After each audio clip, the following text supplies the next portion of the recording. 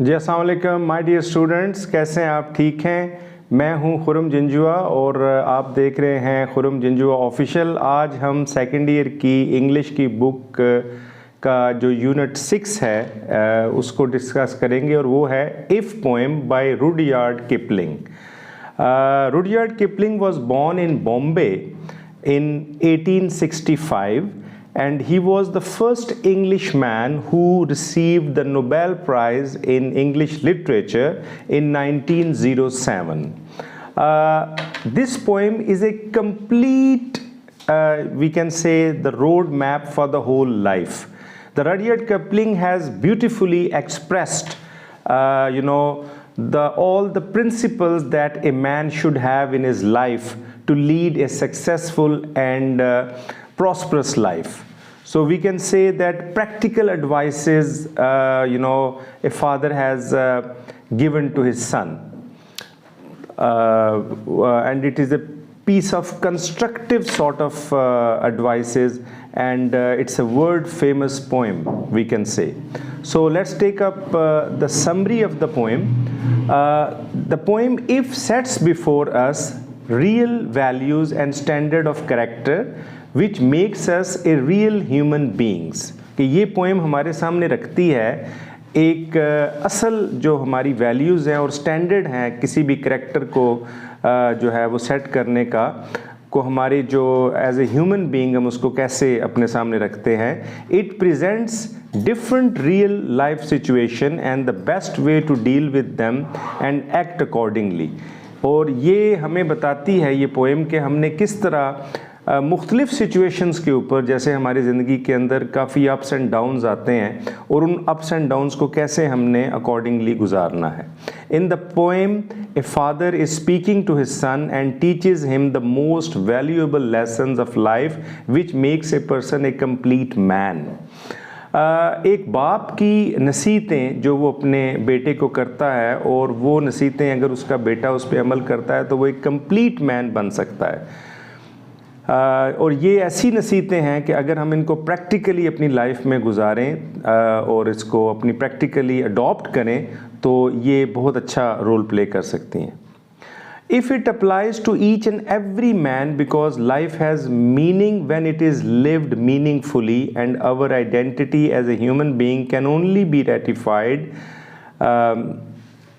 be ratified in the real sense of the term if we follow a set of high moral codes and conduct.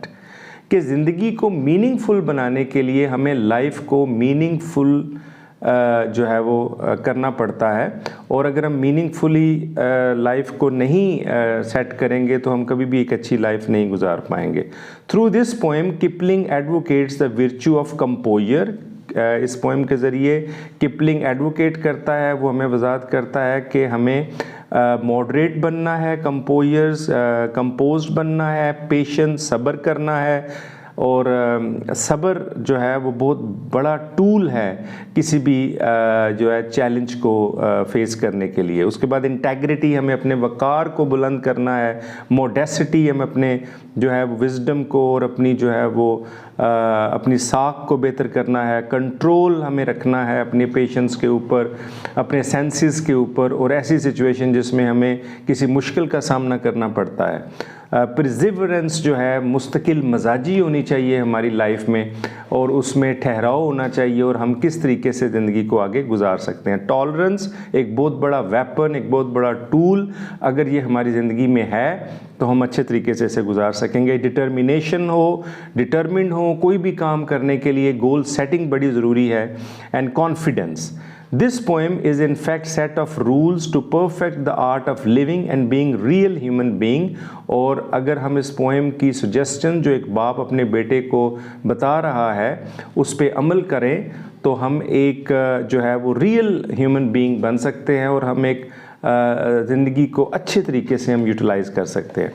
तो dear students, let's take up the stanzas of the poem. And now just open your book at page 54 and we'll go for the stanza. The first stanza is, if you can keep your head when all about you are losing theirs and blaming it on you. कि अगर तुम उस वक़्त सब्र कर जाओ। अगर तुम उस वक़्त काम हो जाओ, कीप योर हेड का मतलब है बी काम, बी कंपोज्ड। जब सारे तुम्हारे ख़िलाफ़ हो जाएं और सब जो है वो तुम्हारे ख़िलाफ़ बातें करने लगें, and if you can trust your self when all man doubt you, और तुम उस वक़्त ट्रस्ट करो जब तमाम लोग तुम्हारे ऊपर डाउट करने लग पड़े, क्योंकि तुमने खैर का साथ देना है। और अगर सारे एंटी चल रहे हैं, सारे कुफर के साथ चल रहे हैं, और तुम अगर रास्ता तुम्हारा ठीक है तो तुम एक सही सिमत पे चलोगे। But makes allowance for their doubting too, और उनके डाउट को होने दो, उनको डाउट करने दो, क्योंकि वो जितना डाउट करेंगे उतना ही तुम्हें अल्लाह ताला इस्तकामत देगा। और एक बड़ी अच्छी एक बात है कि हासद का हसद आपके अरूज की पहली सीढ़ी है। अगर हासदीन हसद नहीं करेंगे तो आपको अरूज नहीं मिलेगा। तो हमें उस वक़्त जब आपके ख़िलाफ़ लोग हो जाते हैं, जब आपके ख़िलाफ़ डाउट करते हैं, तो आपने उस वक़्त बड़े ही तहम्मुल मजाजी का मुज़ाहरा करना है। If you can wait and not be tired by waiting, और अगर तुम वेट कर सकते हो, अगर तुम सब्र कर सकते हो और तुम थकते नहीं हो सब्र करने से, और being lied about don't deal in lies, और अगर तुम्हारे बारे में झूठ बोला जा रहा है, तुम्हारे बारे में गलत बयानी की जा रही है, तुम्हारे बारे में जो है वो कीचड़ जो है वो उछाला जा रहा है और उगला जा रहा है, और you don't deal in lies, लेकिन आपने झूठ नहीं बोलना, ठीक है। और यही रिएक्शन होना चाहिए, ठीक है। बीइंग ए मुस्लिम, नबी पाक सल्लल्लाहु अलैहि वसल्लम जब भी आपको कफ़ार ने तंग किया तो आपने सब्र का मुज़ाहरा किया। और वो ताइफ का वाक़या आपको याद है कि जब इतने पत्थर मारे गए आप सल्लम को, नौज़ बिल्ला कफ़ार के बच्चों ने, ताइफ के पागल बच्चों ने इतने पत्थर मारे कि लहू लुहान हो गए, तो फरिश्ते ने कहा कि या रसूल अल्लाह, अगर आप कहें तो इस वादी को मैं आपस में मिला के बर्बाद कर दूं। तो आपने कहा नहीं, शायद कि इनकी नस्लों में तेरा मानने वाला पैदा हो जाए। तो वही हुआ कि अल्लाह पाक ने जो है वो मोहम्मद बिन कासिम को ताइफ की वादी से जो है वो सिंध में लेके आए और इस्लाम का आगाज़ हुआ। और being lied about and don't deal in lied, और बिल्कुल अगर आपके बारे में झूठ बोला जा रहा है और आप झूठ नहीं बोलते। और being hated don't give way to hating, और अगर नफ़रत की जा रही है लेकिन आपने नफ़रत नहीं करनी, नफ़रत का जवाब नफ़रत से नहीं देना। It is said that the successful person is one who lays the firm foundation of the bricks that others throw at him, कि कामयाब इंसान वो है जो उन ईंटों की एक मजबूत दीवार बनाता है जो लोग उसके ऊपर फेंकते हैं, ठीक है जी। And yet don't look too good and not talk too wise, और कभी भी इतना अच्छा भी ना बनो और इतने जो है ना वाइज भी तुम नज़र ना हो कि तुम लोगों की नज़रों में आ जाओ, ठीक है। कभी भी अपने आप को जो है वो इतना शो ऑफ ना करो, और बी कंपोज्ड, ठीक है। वो कहते हैं कि the best way is the middle way, कि हमें एक मॉडरेट तरीके से चलना है। Now go for the stanza 2, if you can dream and not make dream your master, अगर तुम सिर्फ ड्रीम ही देखते जा रहे हो, ख्वाब ही देखते जा रहे हो, लेकिन ख्वाबों को अमली जामा नहीं पहनाते, प्रैक्टिकल नहीं बनते। If you can think and not make thought your aim, सिर्फ सोचों की दीवार बना रहे हो और कोई प्रैक्टिकल काम नहीं करते। जैसे किसी ने बड़ी प्यारी बात की है कि think with the highest flight of imagination but with the fuel of an action, कि जो कुछ सोच रहे हो उसको प्रैक्टिकल भी करना है। And if you can meet with triumph and disasters, और अगर तुम सक्सेस को, ट्रायम्फ होती है कामयाबी, सक्सेस, एंड डिज़ास्टर कहते हैं नाकामी को, अगर तुम्हें ये दोनों चीज़ें मिलती हैं, and treat those two impostors just the same, और तुम इन दोनों बहरूपियों को, क्योंकि सक्सेस और जो है डिफीट ये दोनों इम्पोस्टर्स हैं। इम्पोस्टर का मतलब है कि ये दे डिसगाइज, ये भेस बदलने वाली चीज़ें हैं, ठीक है। अगर तुम इन्हें ट्रीट करते हो अच्छे तरीके से, and if you can bear to hear the truth you have spoken, और अगर तुम ये बर्दाश्त करते हो उस सच को जो तुमने बोला है, twisted by knave to make a trap for fools, ऐसे लोग जिन्होंने उस तुम्हारे सच को चेंज करके जो है वो तुम्हारे सामने बयान किया है, यानी तुम्हारे सच को झूठ में बदला है, टिफ टिफ बाय नेव कहते हैं कि ऐसे झूठे लोग जिन्होंने तुम्हारे सच को चेंज किया है। और watch the thing you gave your life to broken, और वो चीज़ें जो ज़िंदगी में जो है तुम्हारी टूट गई हैं, टूट चुकी हैं, ठीक है। And stoop and build up them up with warm out tools, और जो कुछ भी तुम्हारे पास है तुम झुको और उन तमाम चीज़ों को समेट लो। यानी कि अगर तुम बिल्कुल अटर डिज़ास्टर्स में आ गए हो, बहुत ज़्यादा तूफ़ानों का सामना तुम्हें करना पड़ गया है, सुनामी ने तुम्हारी हर चीज़ तबाह कर दी है, ज़लज़ले ने हर चीज़ मिटा दी है, लेकिन अगर तुम उस वक़्त भी सब्र करते हो, उस वक़्त अगर तुम जो है अपने ख़यालात को, अपनी सोचों को, अपनी जो है वो सब्र को जो है वो पालते हो और उसको अहमियत देते हो, और with the thing you gave your life to broken and stoop, और झुकते हो और दोबारा उनको तमीर करते हो विद वॉर्न आउट टूल्स, जो कुछ भी तुम्हारा पास बचा कुचा है। Stanza number 3 now, if you can make one heap of all your winnings, और अगर तुम एक जो है वो ढेर लगाओ अपनी तमाम अचीवमेंट्स का जो तुमने की हैं, and risk it on one turn off pitch and toss, और तुम उसको गेम ऑफ चांस पे लगा दो, जो कुछ भी तुम्हारे पास है, जो कुछ भी अगर तुम्हें उसे देना पड़ जाता है, and lose and start again at your beginning, और अगर तुम उन्हें खो देते हो और खोकर भी तुम कुछ नहीं खोते और दोबारा से शुरू कर देते हो, ठीक है। तो जैसे देखें ना, एक पेंसिल है, उस पेंसिल को अगर वो टूट जाती है तो आप उसको दूसरी तरफ से भी जो है वो शॉर्प कर सकते हैं, ठीक है। तो ज़िंदगी कहीं से भी शुरू हो सकती है, तो हमें we should be optimistic, we should be optimistic, because optimism is the only yardstick to lead the successful life. And never breathe a word about your loss, जब तुम्हें कोई नुकसान आता है तो कभी भी तुम एक लफ्ज़ नहीं अपने नुकसान के बारे में कोई शिकवा करते, कोई गिला करते कि मैं तो लुट गया, मैं बर्बाद हो गया। उस वक़्त अगर तुम्हारे हवास काबू में रहते हैं, ठीक है। And if you can force your heart and nerves and sinew, और अगर तुम अपने जज्बात को, अपनी स्ट्रॉन्ग माइंड्स को काबू में रखते हो, उसे पैशन देते हो, to serve your turn long after they are gone, और अगर तुम जो है वो इस तरह करते हो कि ऐसी चीज़ें जो कि जिसके लिए तुम वेट करते हो, ठीक है।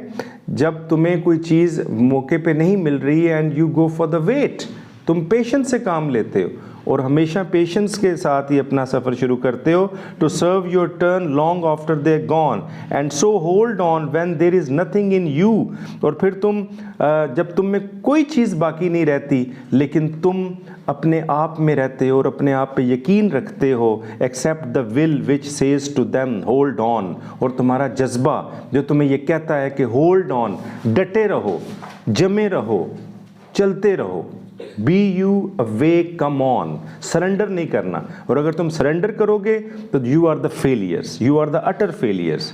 Now go for the last stanza, if you can talk with crowds and keep your virtue, और अगर तुम किसी मजमे से बात करते हो और अपनी सच्चाई कायम रखते हो, और walk with Kings nor lose the common touch, और कभी अगर तुम्हें बादशाहों के साथ चलना पड़ जाए, तुम्हें कोई रुतबा मिल जाए, तुम्हें कोई ऐसा स्टेटस मिल जाए जिसके ऊपर बहुत बड़ा जो है वो तुम्हें फ़ख्र हो, लेकिन कभी भी अपने कल को मत भूलना, अपने ओरिजिन को कभी ना भूलना, अपनी आइडेंटिटी को कभी ना भूलना, ठीक है।